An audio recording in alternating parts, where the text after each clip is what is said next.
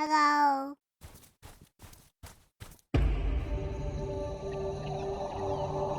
Hello and welcome to Streambox. I am your host Chris Can. Thank you so much for joining us here again this week. If you are only new and you've just stumbled across our channel, maybe hit that subscribe button, hit that bell icon, get our notifications or to let you know that it is a Tuesday, because that's when we come out with a new video every Tuesday. So if you just want a notification to know that it's a Tuesday, do hit the bell button and subscribe and you'll get that, guaranteed. And you might even see some video content that you enjoy. Getting around to video content, let's get around to this week's episode. This week we are going to talk about something that is on Disney. Yes, it is a trifactor. That is 3 weeks in a row we are on the Disney Plus platform. We have been subscribed to it for the last couple of weeks because you can guarantee, because that's what I'm talking about. So I watched the new Marvel movie Ant-Man and the Wasp in the quantum realm. It's not the quantum realm. The quantum realm. Yes, a realm where things happen. A place. A quantum realm. I like it. Anyway, let's get around to the video. This week we are all about Marvel. Yes, we are about Ant-Man and the Wasp in the quantum realm. It is starring Paul Rudd and Evangeline Lilly, if I pronounced that correctly, and they play Ant-Man and the Wasp. Now, it is definitely something different from the Marvel universe because the whole thing is based around a massive green screen. Everything is done in obviously a built-on world of sets and, I suppose, non-realism performance.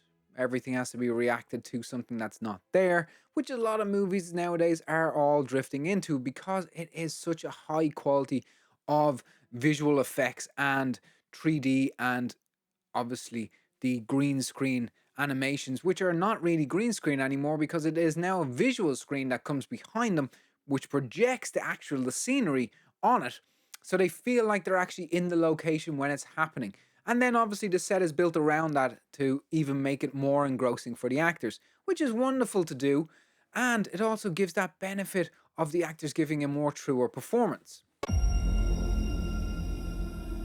You're an interesting man, Scott Lang. You're an Avenger. You have a daughter. But you've lost a lot of time. Like me. We can help each other with that.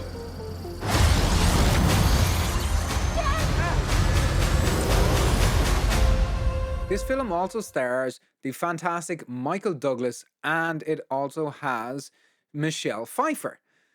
They play Hope's mommy and daddy. Now, Michelle Pfeiffer's character spent the last while in the quantum realm, and she was saved by her daughter and everybody else, and Ant-Man, because the film is originally Ant-Man, but then they became Ant-Man and the Wasp, which is what the direction that they wanted to push it in. Now, saying all that, it is definitely a family-orientated film. It's based around the family. It's all to do with the family. Like, they have a daughter whose name is Cassie, and she is a super genius as well, like her granda.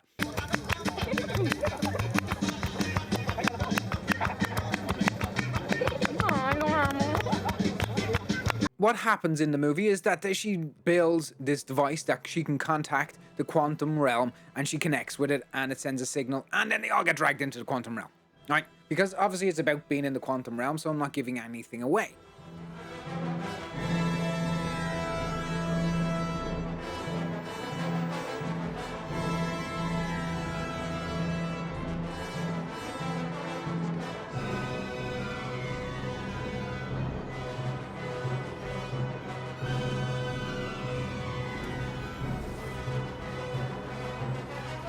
Okay.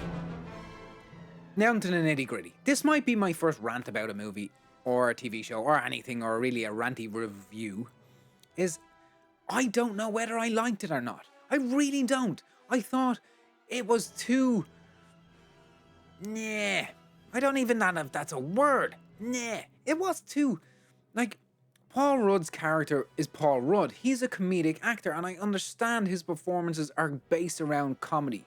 It is everything he does is a comedic performance. 60% of the time, it works every time. Even he did a movie a while ago, a couple of years ago, and it was based around he was looking after a child who was disabled, and he even did performance of comedy in that as well. That's what he does. But I don't know if it works completely for a superhero. It does for Ryan Reynolds as Deadpool, because Deadpool's character is that.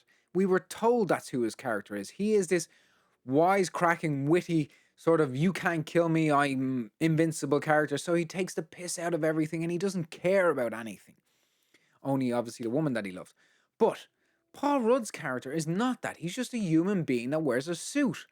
So his drive in this whole movie is his daughter Cassie. That's the whole purpose, is to be with her and to look after her, and maybe he's a little bit overprotective father, and she is well advanced, more than what he can deal with at the time.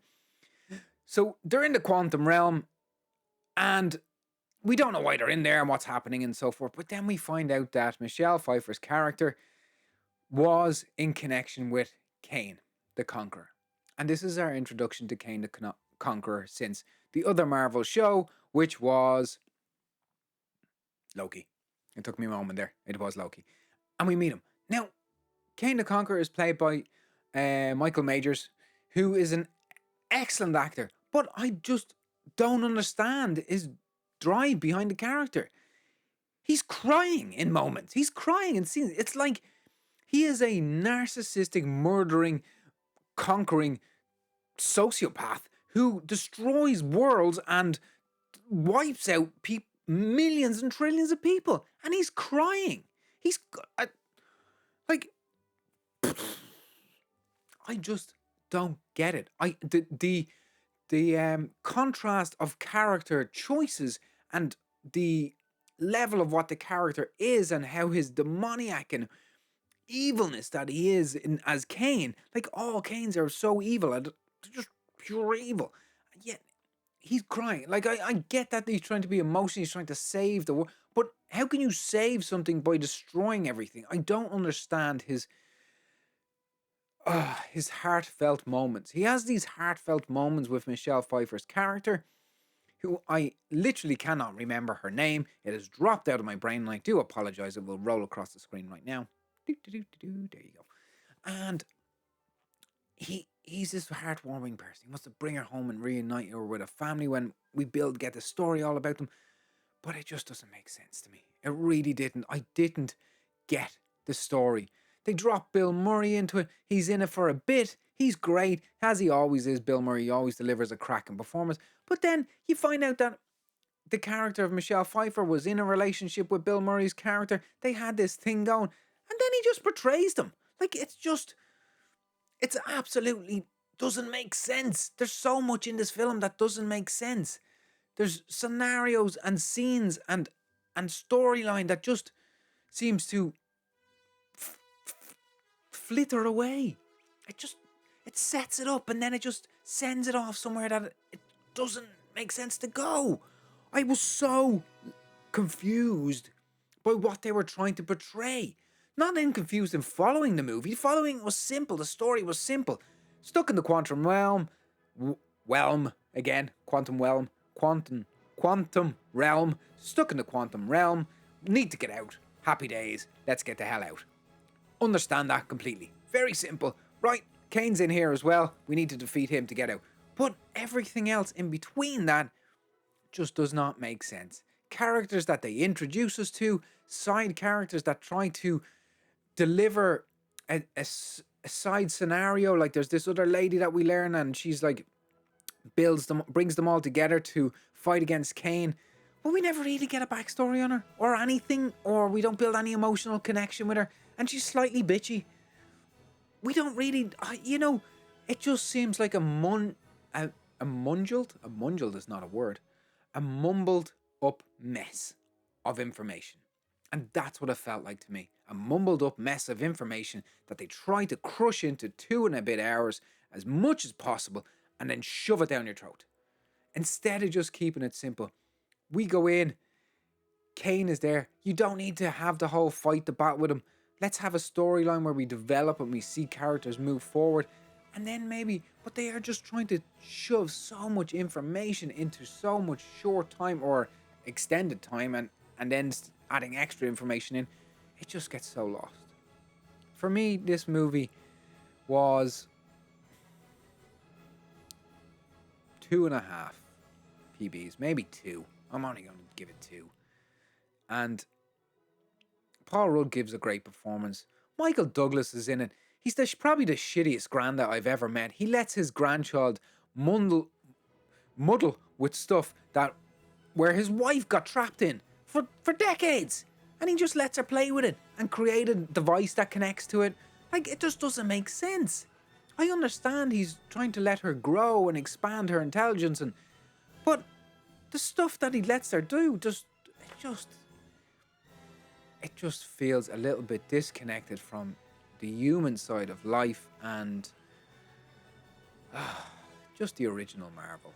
Like, there's not enough dramatic human outcome or connection. And Michelle Pfeiffer's character is so angry and upset about being in the quantum realm, but when she's there, she's like the coolest person in the world, but yet she doesn't want to tell her family about it. Oh, it's a mess.